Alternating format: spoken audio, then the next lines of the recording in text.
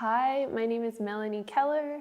I'm originally from Baltimore, Maryland, but right now I'm doing my PhD at LMU Munich, and I'm a graduate researcher and a lecturer at the university for modern English linguistics. And how I got to be part of this project is through a colleague of mine who is a member of the organization and also did some translations for this book.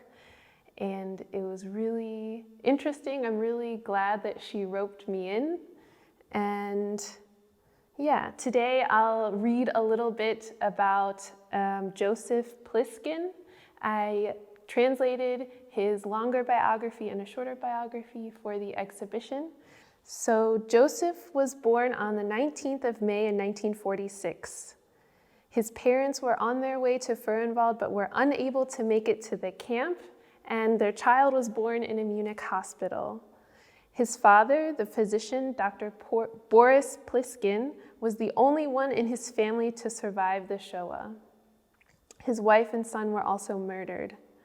After the liberation, he came to Föhrenwald with his second wife, Dorota, a survivor of the Auschwitz concentration camp.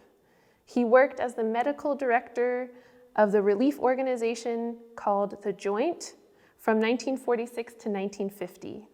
In this position, he was also responsible for the medical care of all Bavarian displaced persons camps.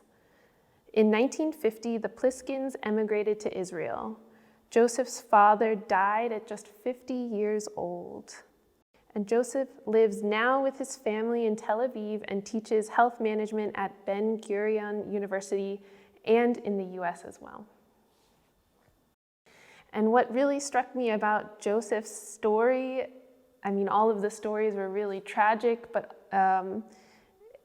everyone exhibited a lot of resiliency, but specifically Joseph's story, or his father's story, really struck me because his father was married before and had a son whose name was also Joseph.